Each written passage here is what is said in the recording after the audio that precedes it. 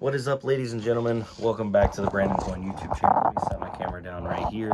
So one of the most common things that I see all the time is like, especially if you're using Hive OS or any mining software that's running on Linux, and you just don't want to deal with the extra setup with a, let me pull that down there, with setting up Wi-Fi is, how do I get my Ethernet? Oh, I don't have Ethernet. What do I do?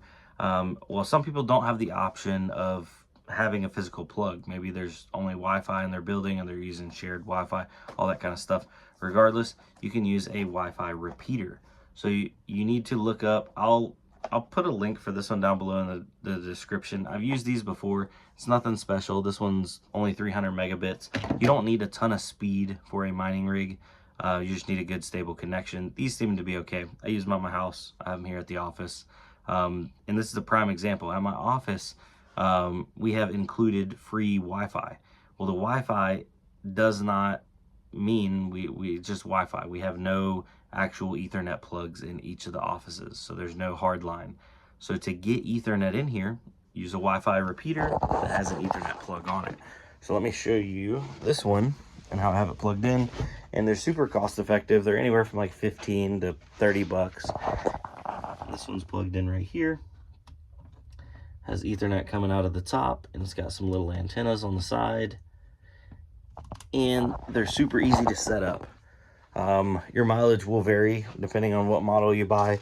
If you buy the model that I'm going to link down below, which you definitely don't have to, it comes with instructions, and it tells you just to go onto your phone and connect to the Wi-Fi that it is outputting. I think it was like DC Pro or something. You'll notice it's just a random unsecured Wi-Fi that pops up, and then it will give you instructions of the IP address to navigate to. And this is what's tripped up a bunch of people, and they're like, where do I put this IP address in? You literally just open up Google Chrome, or I would assume Safari would do it on iPhones, and you type in that IP address, 192.168.1.1, or whatever IP address that the directions tell you to on that particular one. Some of the fancier ones will have like, set up Wi-Fi dot blah blah blah, and it's basically just a local website that's hosted on the little device. Regardless, I don't know all the technical terms.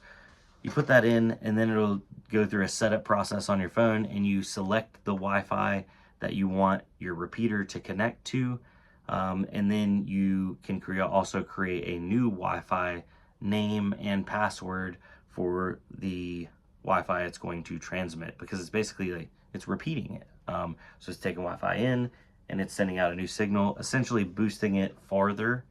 And that's great too, but the most important thing is you get that Ethernet plug coming out. Then coming out of that, you can run a unmanaged switch, and you can have multiple plugs from there. So you don't have to go buy these expensive repeaters that have multiple plugs already on them, because they get kind of pricey. I've seen ones that have 4, 6. It basically has an unmanaged switch built into it. You don't need all that. You can just run a cheap little unmanaged switch externally, and you won't have any problems. You don't have to worry about any networking issues there. But yeah, so I figured I would just make this video because it gets asked to me a lot on my Hive OS videos, because people don't have a way to plug their Ethernet in, and they don't want to deal with setting up the Wi-Fi. And in my opinion, even being on Ethernet over a Wi-Fi repeater, I wouldn't say it's not as good as being hardlined. But it's better than having like a little cheap USB Wi-Fi dongle plugged in.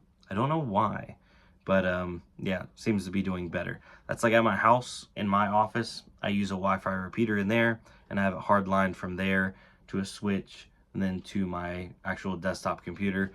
And I don't get a lot of invalid shares. It does really good, and my latency is not bad either. So I don't know if maybe these repeaters actually do a better job of talking with the Wi-Fi. I have no idea. Maybe it's all placebo. But regardless, that's a way for you to get Ethernet to your device without having wires running through your house. And I know you guys are out there, the ones that have the 100-foot long Ethernet cord snaking through the house or taped off to the sides of the doorways and stuff. And I definitely have done that in the past. And I mean, it gets the job done. But sometimes moms and dads don't always be appreciating that. You know what I'm saying? So anyway, I'm going to jump off here. I hope y'all have a good one. I'll see you on the next one. Adios.